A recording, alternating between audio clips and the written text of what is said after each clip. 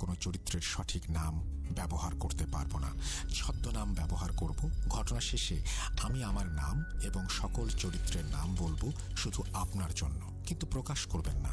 প্রথমবার লিখছি, ঠিক মতো গুছিয়ে না লিখতে পারার জন্য সবার কাছেই ক্ষমা প্রার্থী। এই ঘটনাটা ভয়ের কিনা জানি না, তবে কালো জাদু যে কতটা ভয়ঙ্কর হতে পারে এটা তার নমুনা। এই ঘটনা ঘটে আমার এবং আমার স্ত্রীর সাথে। যাই হোক, কথা না বাড়িয়ে সোজা ঘটনাতে যাই। আমি মোহাম্মদ মাহবুব আলম, ছদ্মনাম। আমার বাসা উল্লাপাড়া জেলার চকচৌবিলা নামক গ্রামে। আমার বয়স 20 বছর। আমার স্ত্রীর নাম মোসাম্মদ জমিলা খাতুন, তার বয়স 16 বছর। ভাবছেন তাহলে বিয়ে কিভাবে? আমি এবার এইচএসসি পরীক্ষা দিলাম আর আমার স্ত্রী এসএসসি পরীক্ষা দিল। আমরা দুজনেই লেখাপড়া করি।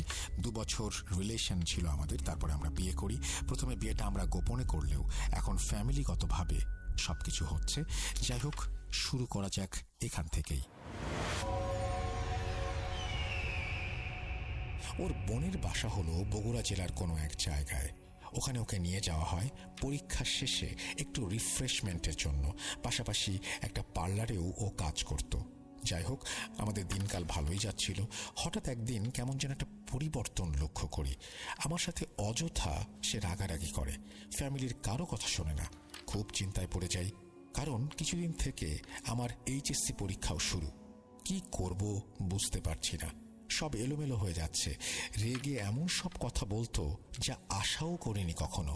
যখন রেগে যায় তখন কথাগুলো অনেকটা এমন, আমি তোর সাথে থাকবো না, আমার তোকে ভাল লাগে না, আমি মরতে চাই, সবাই স্বার্থ খোঁজে, আমি আত্মহত্যা করব। এবং এমনকি ওর বড় বোনকেও ছাড় দিত না। আমরা সবাই যেন ওর চোখে শত্রু হয়ে যাচ্ছিলাম। ওর মায়ের মৃত্যু কামনা করে আর অনেক মিথ্যা বলে। নামাজ পড়তে বললে রেগে যায়, আর যখন রাগ কমে তখন বলতো যে আমাকে নিয়ে যাও তোমার কাছে। আমার মাথায় কেন যেন মনে হয় অনেক ভারী কিছু আছে। আমি খুবই চিন্তিত হয়ে পড়ি। একে তো গোপনে বিয়ে, কাউকে কিছু বলতেও পারছি না। ওর ফ্যামিলির সবাই জানতো, কিন্তু আমার পরিবারের কেউ তখনও জানতো না। যাই হোক, এভাবে চলতে থাকে বেশ কিছুদিন। আমি ঢাকাতে লেখাপড়া করায় আর সামনে পরীক্ষা থাকায় আসতেও পারছিলাম না। পরীক্ষার প্রথম রাত থেকে ওর অবস্থা আরো বাজে হতে থাকে। অনেকটা এমন ছিল, আমি বলছি, কি হয়েছে তোমার? তুমি আমার সাথে কথা বলতে চাও না? কিছু না, আমার ডিভোর্স চাই। আমি সংসার জীবনে যাব না কোনোদিন। আমি একা একা আমার মতো করে বাঁচতে চাই। তোমাকে ছাড়া আমি মরে যাব, বুঝো একটু? তাতে আমার কি? আমি তালাক চাই। এমন কথা শুনে আমি স্তব্ধ হয়ে যাই আর ভাবি